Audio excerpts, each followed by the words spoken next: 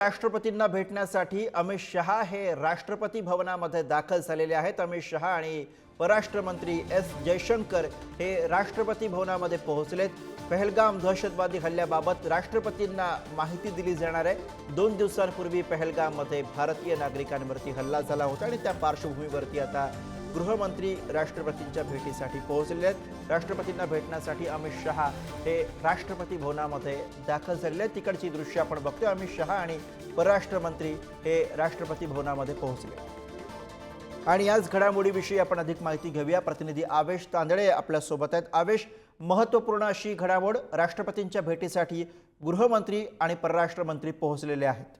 नक्कीच गुरुप्रसाद, पहलगाम हल्ल्यानंतर भारताने आता कडक भूमिका घेतलेली आहे। काल 2 तास आम्ही पंतप्रधान नरेंद्र मोदी यांच्या निवासस्थानी बैठक झाली आहे आणि त्यांनी पाकिस्तानवर बरेच निर्बंध लावले आहेत। सिंधू बॉर्डर करार रद्द केलेला आहे, तसेच पाकिस्तानी नागरिक व्हिसा सुद्धा रद्द केलेला आहे। पण 2 दिवसापूर्वी जो भारतावर दहशतवादी हल्ला झाला, तो हल्ला कसा झाला त्या संदर्भात राष्ट्रपती यांना ब्रीफ करण्यासाठी गृहमंत्री अमित शहा आणि परराष्ट्र मंत्री जयशंकर हे दाखल झालेले आहेत। थोड्याच वेळात आता या बैठकीला सुरुवात होणार आहे आणि कशा या गेल्या 2-3 दिवसात काय घडामोडी घडल्या त्या सर्व गोष्टी राष्ट्रपती महोदय यांना सांगणार आहेत। आपल्याला माहित आहे की 2 दिवसापासून भारत एक प्रकारे पाकिस्तान कोंडी करण्याचा प्रयत्न चालू आहे आणि त्या पार्श्वभूमीवर भारताने काय निर्णय घेतलेला आहे। काल भारताने 5 ते 6 निर्णय घेतलेला आहे।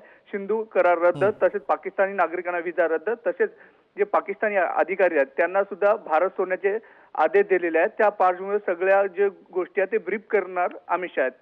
गुरुप्रसाद, अगदी आवेश, आता जेव्हा गृहमंत्री आणि त्याचबरोबर परराष्ट्र मंत्री हे राष्ट्रपतींना भेटतात तेव्हा या सगळ्या भेटी दरम्यान पाकिस्तानच्या विरोधामध्ये आणखी काही कठोर कारवाई करण्यासंदर्भात सुद्धा चर्चा होण्याची शक्यता, काही चर्चा?